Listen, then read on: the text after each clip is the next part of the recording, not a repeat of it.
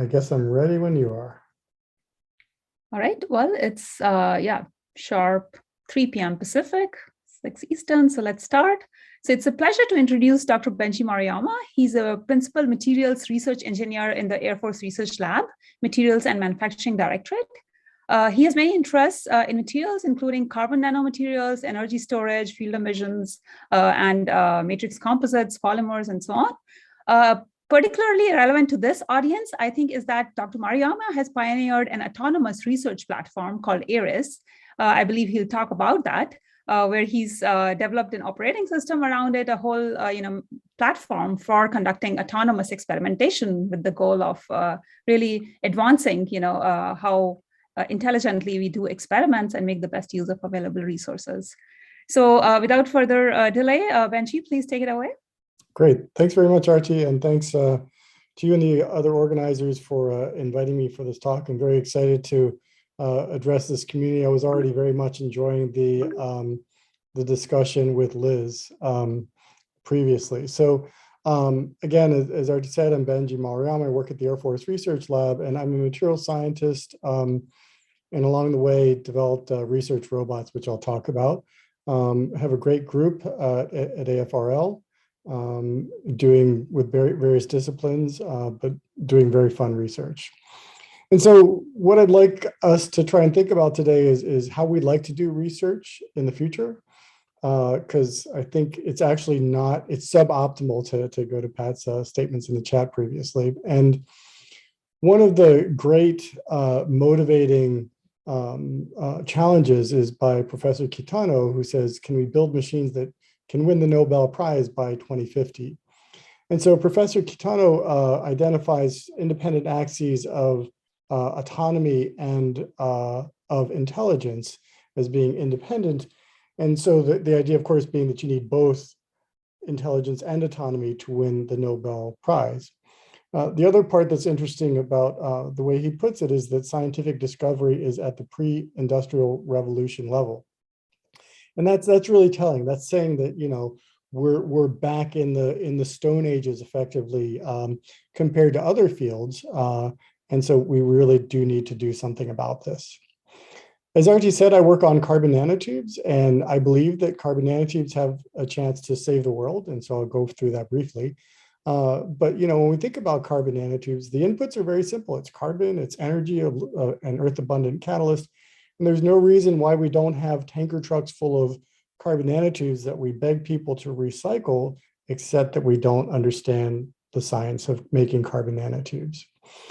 So how do we save the world? Well, ARPA-E has a program to produce hydrogen from methane from natural gas pyrolysis. And currently we're burning methane and emitting hundreds of millions of tons per year of carbon dioxide, which is causing catastrophic climate change. So the idea for them is to pyrolyze the methane, CH4, into hydrogen, which goes to the hydrogen economy, and then grow carbon nanotubes from the carbon, at which point that's sequestered. So there's no contribution to CO2, and you could honestly reduce global CO2 emissions by 20 to 40% per year, which is the Save the World proposition. But you'll notice the asterisk at the top here, that's if we figure out how to make carbon nanotubes at scale. We can make them, we just can't make them at hundreds of millions of tons per year. So to start to address that, we built ARIS, our autonomous research system. And so this is the first one for materials, which was done back in 2016. And I won't go through the details, but basically we grow the carbon nanotubes in essentially a roboticized system, an automated system. We also collect the results of that experiment in line using Raman spectroscopy. And if you look at the workflow, we start with a targeted growth rate for the planner, in this case, a random forest with a GA solver. And that planning happens here. The robot then autonomously conducts the experiment, it executes it and gets the raw Raman data and then analyzes it. And then once it has that updated understanding, it iterates, going and replanning and learning more each time and getting better and better. And so that's depicted here in this plot of experiment number versus our growth rate. And you can see that as we go on in hundreds and hundreds of iterations, eventually Aries converges, meaning it taught itself how to grow carbon nanotubes at controlled rates. So that was a big success for us now 6 years ago. And so we abstracted this to the autonomous research process, again, with this idea of planning, executing an experiment, and analyzing the results, and doing that iteratively so that we can essentially gain knowledge at each turn, which is different from some other kinds of artificial intelligence that are being applied to materials where it's more on using a pre-existing database and then learning from that, but essentially without iteration. So the power of closed loop iteration, right, is the ingredients. You have autonomy. You have autonomy where the system can design its own experiments, automation to execute these experiments, and then the ability to then do this iterative decision-making under uncertainty, which is key to building up this knowledge quickly. And then as we go along, we start getting into the science aspect of things where instead of just doing raw data, data-driven understanding, we now start to do knowledge-driven understanding, which for us is essentially scientific hypotheses. And so very excited about this. This was published in a paper last summer. And so again, to hit this autonomous sequential decision-making, we have this loop here where we talk about generation. So generation of experimental data, so outputs from inputs, but it could be simulation. It could be the result of mining of existing papers out there. And then a lot of people are focused on this part where you use artificial intelligence to analyze existing data. So that could be, going at a body of literature or doing a library of lots of different, say, gene compounds. But the distinction for the closed loop process is this block here, where knowing what you know now, you have to make a decision on what you need to do next. And that is towards best achieving your goal. So that's sort of where the Aries process is distinct. A couple of examples, I'll breeze through these, but certainly you can go to the publication. So with our OSU colleagues, we did a Bayesian optimization to maximize the growth rate of the carbon nanotubes in this case, and we got a 4-fold increase in the growth rate of the carbon nanotubes. So that was exciting for us. With Chris Reyes at Buffalo, we used their knowledge gradient descent policy, and we're able to essentially control the structure of the carbon nanotube. So we're making very small targeted nanotubes using the decision policy that Chris has been working on. And again, this is starting to get us towards this fundamental understanding of the conditions rather than what I'll call a naive data-based drive. And then finally, with Chiwu Park at Florida State, we used his jump regression. And the jump regression in this case is important because it handles discontinuities very well. In fact, that's the point, is looking for the discontinuities. And that's appropriate for materials phase transformations, which are essentially discontinuities in the behavior of the material. So that's an important one as well. And so the result then shown in the paper here is that we were able to identify this boundary, the jump, if you will, between an oxidized catalyst and a reduced catalyst in a few dozen experiments in only a couple of iterations. So that was exciting for us. And now we're doing the jump regression plus transfer learning to look at a different catalyst state, in this case, a different thickness of catalyst. So, okay, here we are. We're at this technology trigger for autonomous experimentation. And now with our work and other works, it's really starting to come to the forefront of the attention of the community there. And so we had this paper that came out in Matter last summer, where it was the result of a workshop that we did, so the folks in the picture here. And essentially we give a community's perspective on the value proposition, the needed investments in software and hardware, and essentially what we look to going forward for autonomous experimentation. In the paper, you'll find a list of different AE campaigns, our autonomous experimentation campaigns. I direct you to that. And then just to broaden it a little bit, so there are some other groups doing autonomous experimentation, notably SARA, which is Scientific Autonomous Reasoning Agent, and that's being driven by Carla Gomez at Cornell. She was speaking earlier on I think, giving a plenary for the AAAI.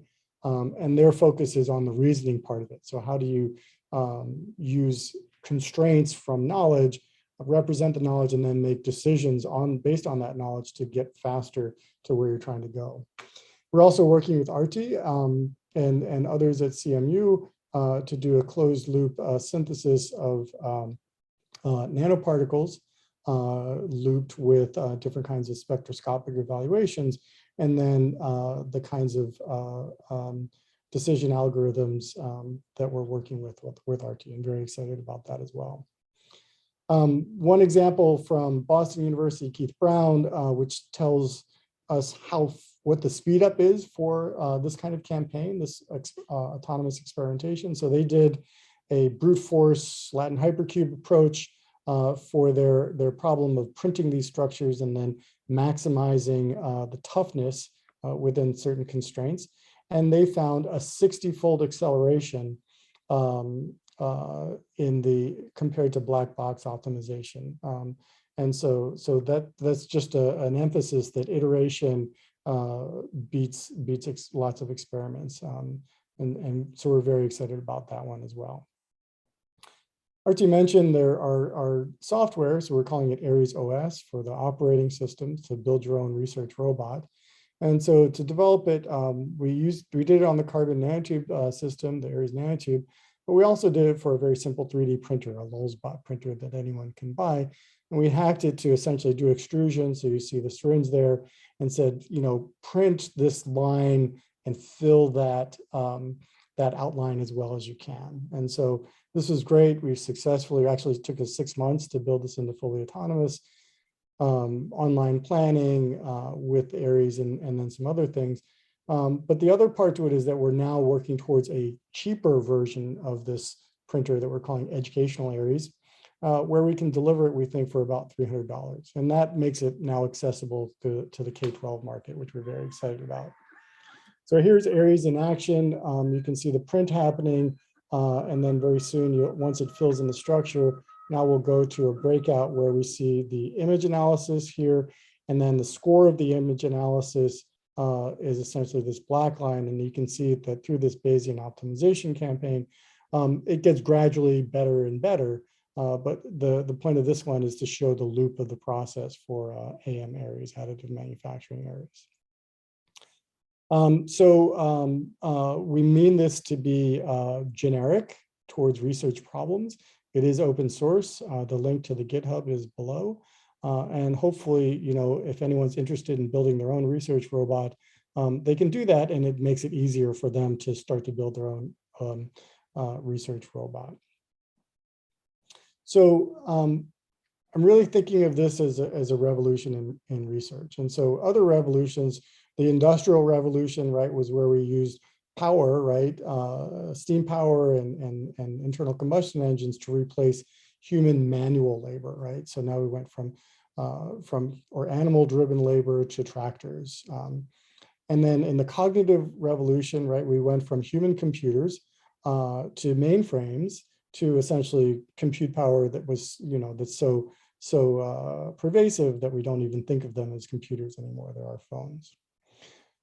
So this is a picture on the left of Madame Curie, who won the Nobel Prize for her work in radium. And here, if she came to our lab and looked at our workflow, looking at our students and postdocs who are pipetting by hand, doing very many manual operations, she would recognize that workflow. And that's actually unfortunate because it's trying for the people doing it. It's a suboptimal use of their talent and labor and intelligence. And so what we want to get to is this research revolution where we have autonomous research robots that help us in this process. And so what we see for our future there is this exponential increase in the rate of research. Research gets faster and faster year on year as we go over the decades. And the corollary to that is that as we want research to be more accessible, we want it to lower the barrier to entry for research. And as we do that, we expect the number of researchers to also go up exponentially, which is also very exciting for us. And so we're also working with Professor Yolanda Gill, who's past president of AAAI, and thinking very much about, again, she's a co-conspirator on this problem of thinking about AI applied to science. And, you know, she outlines this sort of progression of AI reproducing science, acting as a research assistant, a co-author, and eventually as an actual principal investigator. So very exciting work, and very happy to work with her as well. So again, towards this idea of broadening the access to research, you know, this is a telling problem here, where children lose confidence in their ability, their potential to be scientists, but not in their capacity to do science. And so they're driven away for various means, and this is especially true amongst our underrepresented groups. And I think we really need to fight this. We really need to regain access for girls, underrepresented minorities, and children from lower socioeconomic backgrounds. And I think one of the ways to do this is through this ability of lowering the barriers, increasing access to research. And so with Professor Marty Burke at UIUC, we're launching this 1 billion scientist movement, where we take that greater access and turn it into an exponential growth in the number of scientists, which we hope will give rise to citizen science. So in the astronomy community, anyone with a good telescope can make meaningful contributions to the field. So how do we get to that for material science, for chemistry, for biology? And what would happen if we were a society of 1 billion scientists? So what we're hoping is, just like there was Moore's law for compute power, that we have this exponential increase in the speed of research year over year. And along with that, we have this exponential decrease in the cost of research, which again is what makes it critical to gaining access. And so with that, I'd like to thank my collaborators and acknowledge support from AFOSR and the National Research Council, and be happy to take any questions.